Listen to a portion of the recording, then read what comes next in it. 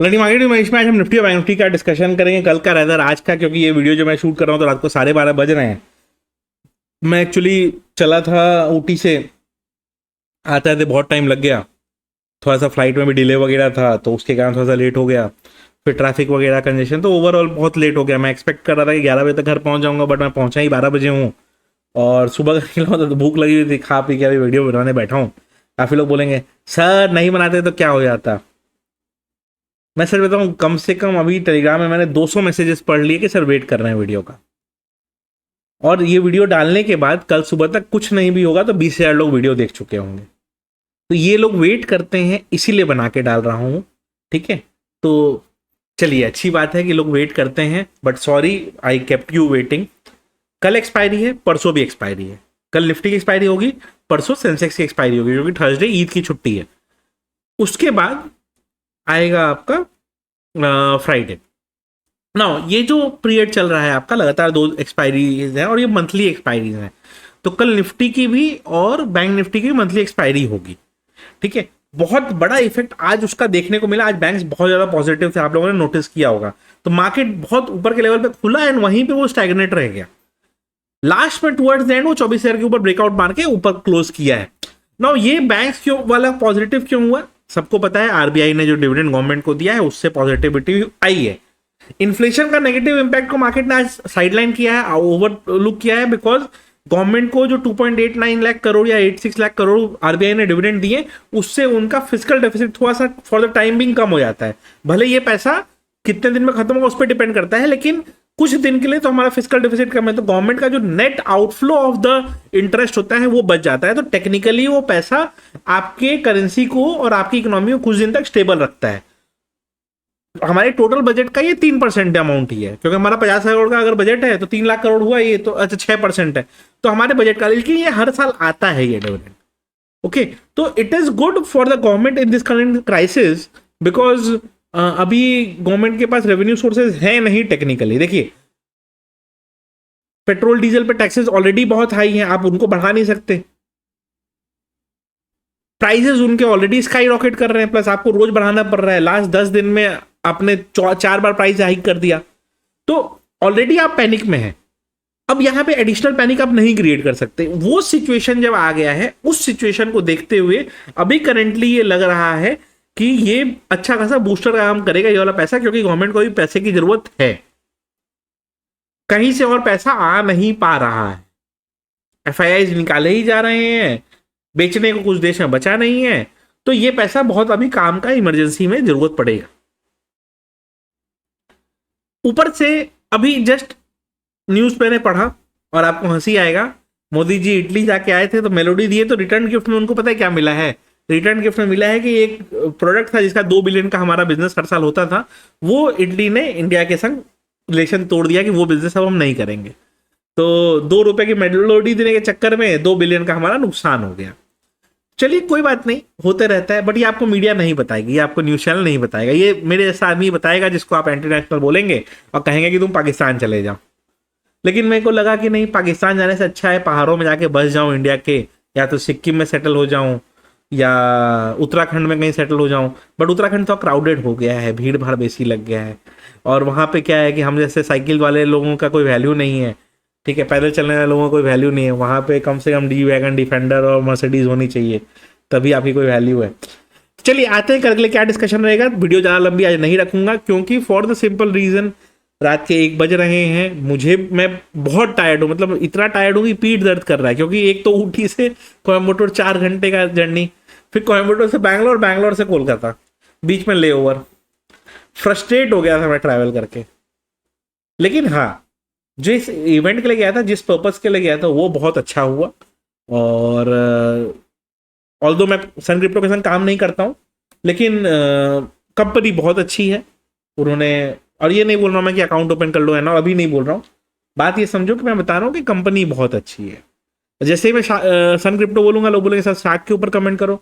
देखो, ये सही बात है कि शार्क एक्सचेंज सुभाषिस भाई का है, ठीक है, बट क्या उनका इंटेंशन कुछ फ्रॉड करने का था? मैं इस पे एग्री नहीं करूंगा। आप भले कुछ भी बोल लो, मैं इस पे एग्री नहीं करूंगा कि उनका इंटेंशन फ्रॉड करने का था। ठीक है, इस पे मैं आज भी 100% डिनायर मोड में हूँ, क्योंकि पर्सनली मैं जानता हूँ उनको, वो पब्लिक का 2-4 करोड़ रुपया लूट के उनको कुछ जाएगा नहीं, उतना उनके लिए कुछ भी नहीं है। He has earn much much more many number of times than this amount. तो पब्लिक का 2-4 करोड़ से उनको कोई फर्क नहीं पड़ने वाला, तो वो इंटेंशन उनकी गलत नहीं है। हाँ, अब ये आप कह सकते हो कि उन्होंने प्रमोट किया उसको और बताया नहीं कि मेरा है, अब ये कंट्रोवर्शियल हो सकता है, ये अलग चीज है। लेकिन बहुत लोग नहीं बताना चाहते हैं ना, क्योंकि लोग जलते भी हैं, जेलसी के कारण भी लोग नहीं बताते हैं कि भाई लोग हमसे जलेंगे, तो ये भी एक रीजन हो सकता है। लेकिन कोई इंटेंशन पे डाउट ना करे। हाँ, अब रहा कि आपको उस पर ट्रेड करना चाहिए कि नहीं करना चाहिए, देखिए वो आपका कॉल है, आप किस एक्सचेंज पे ट्रेड करते हो। मैं डेल्टा को प्रमोट करता हूँ, CoinDCX CoinSwitch को प्रमोट करता हूँ, आप उस पर करिए, बहुत अच्छी बात है। मैं इक्विटी में भी काफी ब्रोकर्स को प्रमोट करता हूँ। मैं जिसको प्रमोट करता हूँ मैं उसके बारे में बोल सकता हूँ, जिसको नहीं करता हूँ मैं उसके बारे में नेगेटिव भी नहीं बोलूंगा, पॉजिटिव भी नहीं बोलूंगा कुछ, ठीक है।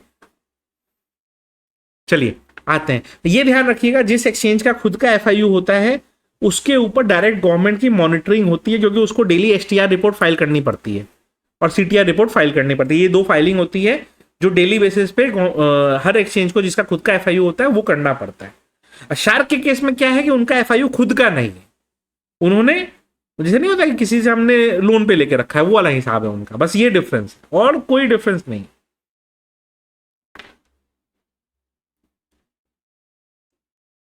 क्योंकि कोई आदमी यार इतना साल का नाम बनाया हुआ ना, 1-2 करोड़ के लिए अपना नाम नहीं डुबाएगा, ये ध्यान रखिए, ठीक है। और ऐसा भी नहीं है कि मैं किसी को खुश करने के लिए वीडियो बना रहा हूं, क्योंकि मेरे को किसी को खुश करके भी कुछ नहीं मिलना है, किसी को दुखी करके भी नहीं मिलना है, ठीक है। चलिए आते हैं कि क्या रहेगा अपना डिस्कशन। पहले आज का डिस्कशन देख लेते हैं। मैंने ये लिखा क्या लेवल्स दूं अब, क्योंकि मार्केट इतना ऊपर ही खुला था। फिर मैंने ये लिखा जब तक ये लेवल्स नहीं टूटे कोई अपॉर्चुनिटी नहीं बनेगा। फिर मैंने ये रेंज दे दिया कि भाई देखो अब इसके बाद या तो 24,000 के ऊपर टूटे या 20 EMA के नीचे टूटे, तब मूव मिलेगा। टुवर्ड्स द एंड मूव आया, मैंने एक ट्रोल का मैसेज भी डाला, नेक्स्ट मूव लगता है 330 के बाद 9:15 के पहले ही आएगा, उसके पहले नहीं आएगा।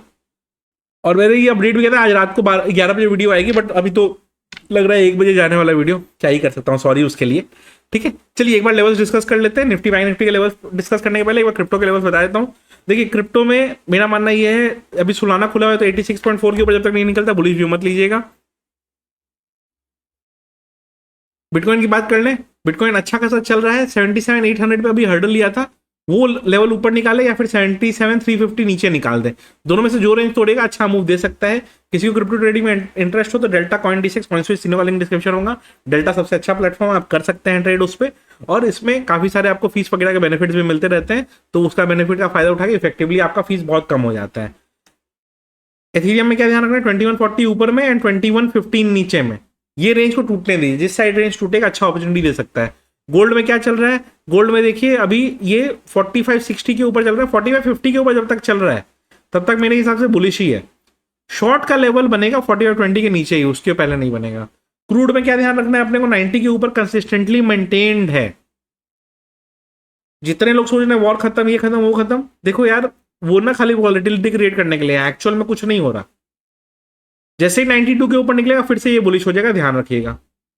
सिल्वर नीचे से अच्छा खासा रिकूप और रिग्रुप किया है, 77 के ऊपर जब तक है तब तक बुलिश आपको मार्केट मूव देता रहेगा, ध्यान रखिएगा।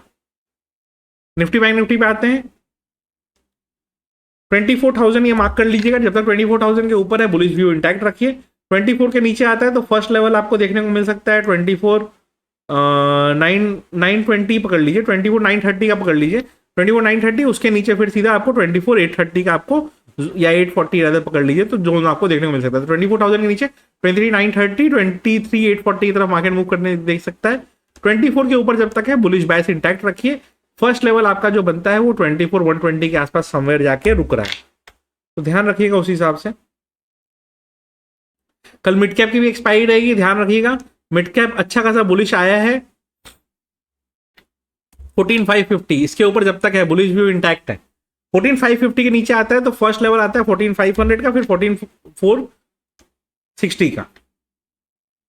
कल निफ्टी बैंक की भी एक्सपायरी रहेगी, ध्यान रखिएगा। 55,200 का लेवल जब तक इसके ऊपर है बुलिश बायस इंटैक्ट है। 55,200 के नीचे 55,000 तक इजी मूव है, बट 55,000 जब तक ना टूटे बड़ा शॉर्ट नहीं बनने वाला है, ध्यान रखिएगा। एक बार सबके ऑप्शन चेन दिखाता हूं। निफ्टी बैंक का ऑप्शन चेन क्या कहता है कि 55,200 पे 200 पॉइंट प्रीमियम पॉजिटिव साइड में है, यानी कि मार्केट 55-300 पे तो है, 350 के पास या 360 के पास फ्यूचर्स चल रहे हैं, तो 150 पॉइंट फ्यूचर्स में पॉजिटिविटी है। तो मार्केट थोड़ा सा अगर गैप अप होता है ना तो कोई फायदा नहीं होगा, क्योंकि फिर सीधा कॉल का प्रीमियम डीके ही होना है। या तो मार्केट बड़ा गैप अप खुल जाए या बड़ा गैप डाउन खुल जाए, तभी कॉल के प्रीमियम ज्यादा अच्छे बढ़ेंगे, नहीं तो नहीं बढ़ने वाले, शुरू में तो नहीं ही बढ़ेंगे, ये एक डर दिखाई दे रहा है।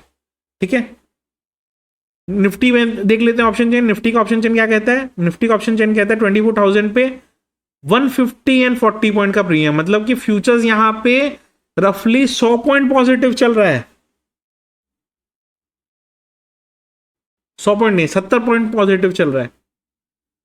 70 पॉइंट प्रीमियम मैं बैठे बैठे खा सकता हूं अगर मैं मार्केट को फ्लैट कर देता हूं तो कोई भी बड़ा प्लेयर यही चाहेगा। और मिड कैप का तो क्या ही कहें, उसका तो ऑप्शन चेन कल क्रिएट होगा, क्योंकि अभी तो खाली नाम का वॉल्यूम है। ठीक है, कल रियल वॉल्यूम क्रिएट होगा, बट इसमें उतना डिस्पैरिटी है पॉइंट्स के टर्म्स में, 20 पॉइंट का डिफरेंस इसमें बहुत बड़ा बात होता है, तो डिस्पैरिटी इसमें भी कॉल साइड में है, लेकिन इसका ट्रेंड बहुत स्ट्रॉन्ग बुलिश चल रहा है, तो वो ध्यान रखना है अपने को। वीडियो अच्छी लगी हो तो लाइक जरूर कर दीजिएगा।